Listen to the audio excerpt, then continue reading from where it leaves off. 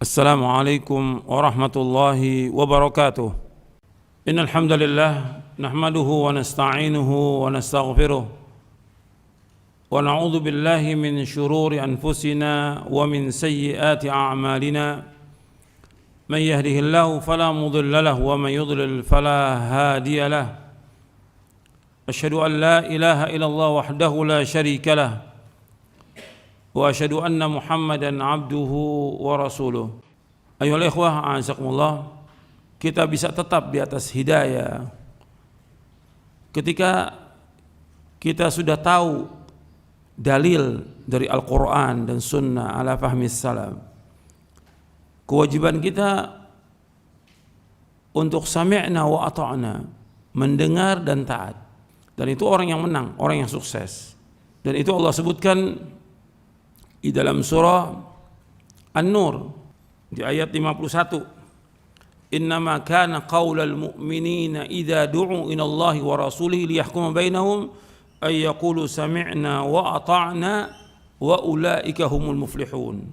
Sesungguhnya perkataan orang-orang beriman apabila diajak kepada Allah dan Rasulnya, diajak kepada Quran, diajak kepada Sunnah, diajak untuk mengamalkan Al-Quran dan Sunnah, yahkuma bainahum ay yaqulu sami'na wa ata'na. Mereka berkata kami dengar dan kami taat. Dan mereka adalah orang-orang yang beruntung. Kemudian di ayat 52-nya dalam surah An-Nur, wa may yuti'illaha wa rasulahu wa yakhshallaha wa yattaqi fa ulaika humul faizun. Dan barang siapa yang taat kepada Allah dan Rasulnya, dia takut kepada Allah dan dia bertakwa kepada Allah, maka mereka adalah orang-orang yang sukses, orang-orang yang menang. Jadi ini penting untuk diperhatikan. Kalau sudah ada dalil dari Quran dan Sunnah, kita sami'na wa ata'na dan amalkan. Bukan sekedar mengucapkan sami'na wa ata'na, bukan, tapi mengamalkannya. Sebab orang yang sudah dapat petunjuk, sudah dikasih hidayah oleh Allah, dan dia tahu keterangan atau dalil, kemudian dia tidak mengikuti dalil itu, maka Allah akan sesatkan dia. Seperti yang Allah sebutkan dalam surah As-Saff, falamma zaghu azaghallahu qulubahum wallahu la yahdil qaumal fasiqin. Dalam surah As-Saff ayat 5, tatkala mereka berpaling dari hidayah, dari dalil yang sudah dijelaskan, dia sudah tahu keterangannya, sudah tahu ilmunya, tapi dia berpaling. Azaghallahu qulubahum, Allah biarkan dia sesat. Artinya Allah sesatkan hatinya. Wallahu la yahdil qaumal fasiqin. Allah tidak akan menunjuki orang-orang yang fasik. Jadi hidayah ini mahal, yang kita harus perhatikan kepada kaum muslimin dan muslimat yang mudah-mudahan dirahmati oleh Allah Ta'ala. Hidayah ini mahal. Kalau kita sudah tahu kebenaran dari Al-Quran dan Sunnah, sudah tahu dalil, maka kita berusaha untuk mengamalkannya.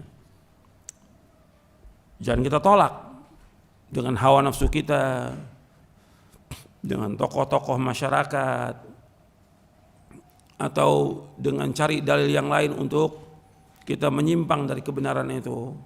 Itu hati-hati. Sebab hidayah, saya katakan lagi, mahal. Hidayah itu lebih mahal dari dunia dan seisinya. Ketika orang sesat, dia rugi dunia, rugi akhirat, dan tidak akan mengalami ketenangan dalam hidupnya. Kemudian diantaranya untuk tetap dalam hidayah dan juga dalam cahaya, yaitu kita melaksanakan sholat yang 5 waktu di masjid. Sebab bagi laki-laki, sholat berjamaah yang 5 waktu di masjid itu hukumnya wajib, fardu ain bagi laki-laki. Dalilnya banyak. Di dalam Al-Quran Allah berfirman dalam surah Al-Baqarah di ayat 43, wa aqimus salata wa atuz zakata warka'u ma'ar raki'in. Dirikanlah salat, keluarkanlah zakat, dan rukulah bersama orang yang ruku. Maksudnya adalah kalian salat dengan berjamaah. Makanya Al-Hafidh Ibnu Katsir mengambil dalil dari ayat ini tentang wajibnya salat berjamaah. Kemudian juga Allah menyebutkan di dalam surah An-Nisa di ayat 102 ketika terjadi perang. Ini perang ini ada dua kemungkinan orang dalam perang. Ima dia mati syahid atau dia menang. Berarti yang dihadapi ketika perang itu udah nyata, jelas, yang ada apa? Kematian. Para sahabat nggak takut mati, nggak takut para sahabat. Radhiyallahu ajma'in. Rasulullah tetap melaksanakan sholat apa? Berjamaah. Antum lihat ayatnya di dalam surah An-Nisa ayat 102. Dalam kondisi perang saja Nabi disuruh oleh Allah untuk sholat berjamaah. Kondisi perang, musuh berada di hadapan kita.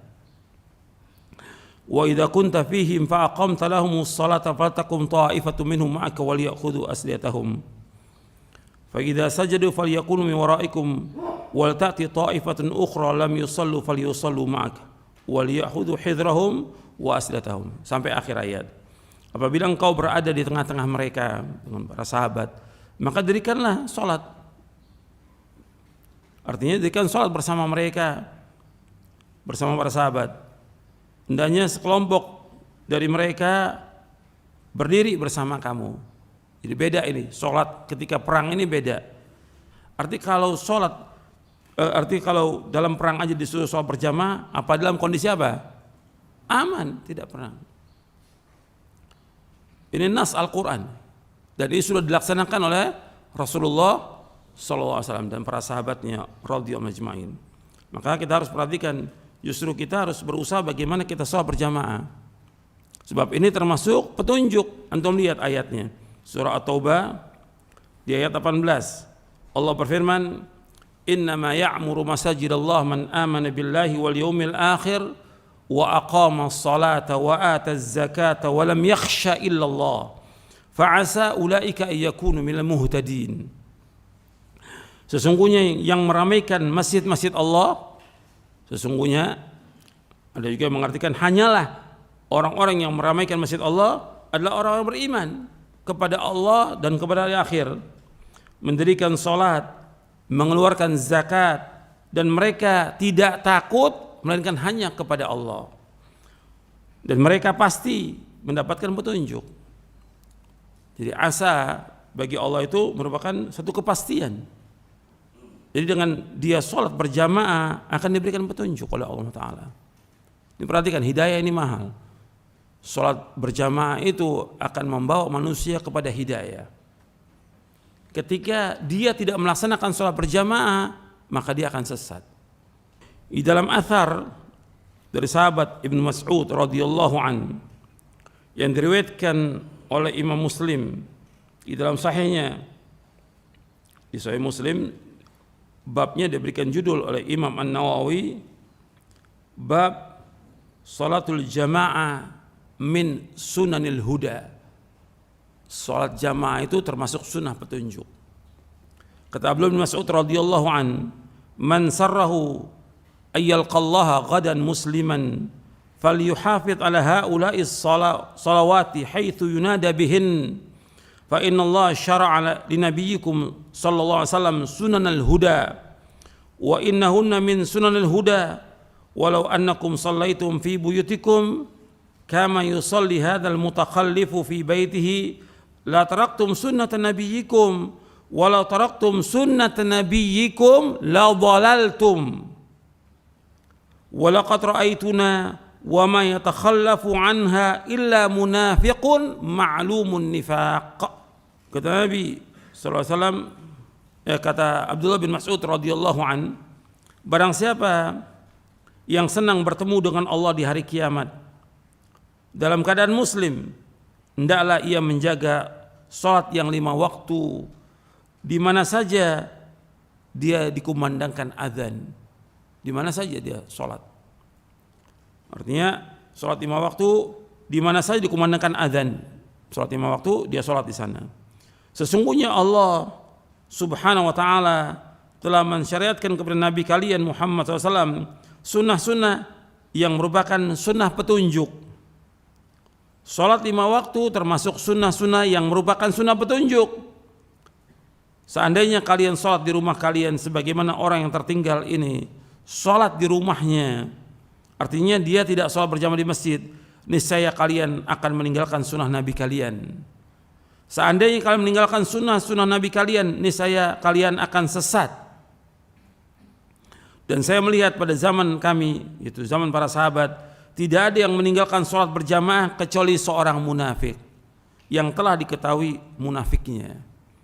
Ini sahih diriwayatkan oleh Imam Muslim dalam Kitabul Masajid wa Mawadhi'is Shalah, bab salatul jamaah min sunan huda. Dan antum perhatikan di sini bahwa Ibnu Mas'ud dengan terang-terangan mengatakan bahwa kalau kalian meninggalkan sunnah Nabi kalian akan sesat. Artinya sholat di masjid termasuk sunanul huda, sunnah petunjuk. Kalau kalian sholat di rumah kalian sebagaimana orang ini meninggalkan sholat, maka kalian meninggalkan sunnah Nabi kalian. Kalau seandainya kalian meninggalkan sunnah Nabi, kalian akan sesat. Dan Ibnu Mas'ud bersaksi di sini bahwa tidak ada yang meninggalkan sholat berjamaah kecuali orang munafik. Ini Ibnu Mas'ud mengatakan depan para sahabat yang lain. Enggak ada yang meninggalkan sholat berjamaah kecuali orang munafik. Bahkan Ibnu Mas'ud juga mengatakan, walaqad kana ar-rajulu yu'ta bihi yuhada baina ar-rajulaini hatta yuqama fi as-shaf. Dan sungguh artinya di zaman Nabi SAW ada orang yang dia dibopong, artinya dibawa dengan 2 orang itu karena sakit, tetap dia mau berjamaah dibawa ke masjid. Sampai seperti itu. Diletakkan di saf. Dan Nabi juga SAW seperti itu. Waktu sakit Nabi memang gak sholat berjamaah, diganti oleh Abu Bakar As-Siddiq radhiyallahu anhu. Tapi kemudian ketika Nabi agak mendingan dari sakitnya, Nabi dibawa oleh sahabat, dibawa untuk sholat berjamaah. Artinya dibopong, dibawa oleh 2 orang. Sampai seperti itu. Nabi sholat dengan duduk, sallallahu alaihi wasallam. Jadi ikhwan fillah, azakumullah, ini sholat berjamaah di masjid termasuk sunnah petunjuk yang kita berusaha untuk melakukannya. Ini sunnah petunjuk, kalau ditinggalkan ya sesat. Ibnu Mas'ud itu mengatakan kalau kalian tinggalkan sholat berjamaah kalian akan sesat. Dan Ibnu Mas'ud mengatakan bahwa yang tidak sholat berjamaah di masjid, kata beliau, ini munafik yang sudah ketahui kemunafikannya. Karena memang sholat berjamaah berat kata Nabi SAW, atas siapa? Atas munafik. Terutama sholat subuh dan sholat isya. Di dalam hadis yang sahih Nabi bersabda, inna athqalas salati al munafiqin salatul fajri wa salatul isya. Sesungguhnya sholat yang paling berat orang munafik sholat subuh dan sholat isya. Kalau mereka tahu tentang keduanya, mereka akan datang meskipun dengan merangkak. Kemudian juga yang perhatikan yang terakhir, bahwa sholat di masjid itu safnya harus rapat. Karena yang perintahkan merapatkan saf siapa? Rasulullah SAW. Perintah Rasulullah melebihi semua perintah yang ada dari manusia di muka bumi ini. Kalau Rasulullah sudah rapatkan saf, wajib kita rapatkan. Dan Nabi yang suruh. Nabi yang memerintahkan sawu sufakum tarasu. Nabi yang suruh rapatkan saf. Sampai Nabi SAW mengatakan walinu bi'aidi ikhwanikum wala tadharu furujatin li syaitan. Hendaklah kalian berlaku lemah lembut kepada tangan-tangan saudara kalian dan jangan biarkan celah untuk setan. Sedikit aja celah itu setan masuk. Apalagi sampai setengah meter, sampai 1 meter. Itu berapa setan yang masuk tuh di situ? Setan yang masuk. Yang mengatakan demikian siapa? Rasulullah SAW. Bahkan Rasulullah ketika sholat, dan di antara mukjizat Nabi Muhammad SAW, beliau sholat menghadap kiblat. Itu beliau tahu tentang apa yang ada di belakangnya. Ini mukjizat Nabi. Kata beliau ada saf yang renggang sedikit, Sesungguhnya aku melihat itu setan masuk seperti anak kambing yang hitam masuk, kata Nabi. Ini Nabi menghadap ke sana, Nabi mengatakan tadi aku lihat itu ada setan masuk. Ini Nabi SAW mengatakan demikian. Beliau diberikan mukjizat Allah meskipun dia menghadap kiblat tapi bisa melihat kondisi saf para jamaah. Jadi renggang sedikit ya nggak boleh, apalagi 1 meter nggak boleh. Ini perhatikan, yang kita laksanakan perintah Allah dan Rasulnya kalau kita dapat hidayah. Ini wajib hukumnya, jangan ditinggalkan ini. Saf wajib rapat, nggak boleh renggang. Kalau renggang setan.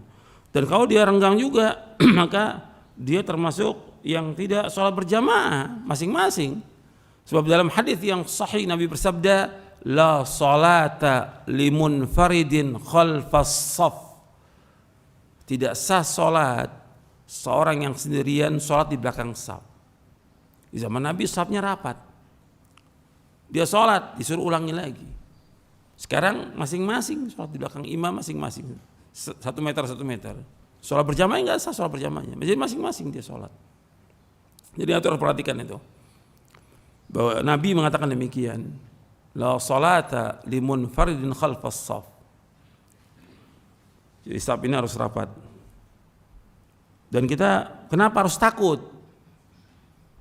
Kalau di luar sebelum masuk ke masjid itu ngobrol di luar, rapat tuh ngobrolnya. Ya. Lagi rapat. Bahkan yang aneh lagi sampai ada yang selfie foto sama-sama rapat, ketika sholat renggang. Siapa yang mengajarkan begitu? Dan ini terjadi di mana-mana.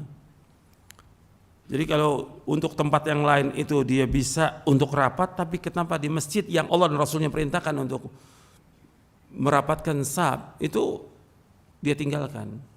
Ini kan sudah menentang Allah dan Rasulnya. Anda perhatikan, perintah ini perintah wajib, merapatkan saf perintah wajib. Ketika orang tidak mentaati perintah Rasulullah SAW, itu berbahaya buat dia dalam semua hal. Bukan hanya masalah saf aja, masalah yang lain juga. Allah sebutkan, ini ayatnya umum dalam surah An-Nur di ayat 63. Allah berfirman, "Falyahdharil ladzina yukhalifuna an amrihi an tusibahum fitnatun aw yusibahum adzabun alim." Hendaknya berhati-hati orang-orang yang menyalahi perintahnya. Perintah siapa? Perintah Rasulnya. Akan terkena fitnah atau azab yang pedih. Dalam semua hal, hati-hati itu. Itu yang perlu saya sampaikan sebagai mukaddimah dari kajian ini, karena ini banyak sekali masih ada yang tidak berjamaah ke masjid, takut dia kepada corona, tapi ke pasar nggak takut dia, ke kantor nggak takut, ke tempat yang lain, tapi ke masjid takut. Ketika sampai di masjid renggang, takut. Ya ini wajib, insya Allah sehat. Untuk perhatikan di masjid tempat yang bersih tempat yang bersih dan dijaga oleh Allah Taala. Insya Allah akan diangkat wabah ini. Jadi antum perhatikan bahwa dengan kita ke masjid manfaatnya besar sekali. Dan insya Allah di masjid itu Allah akan jaga, akan lindungi dari berbagai macam penyakit dan yang lainnya. Jadi jangan khawatir, jangan takut. Justru kita orang beriman harus berani. Dan di ayat yang tadi di surah At-Taubah ayat 18, walam yakhsha illallah. Dia tidak takut kecuali hanya kepada Allah. Ini kaitan dengan masalah iman dan juga masalah hidayah, masalah cahaya yang harus kita berjalan di atasnya.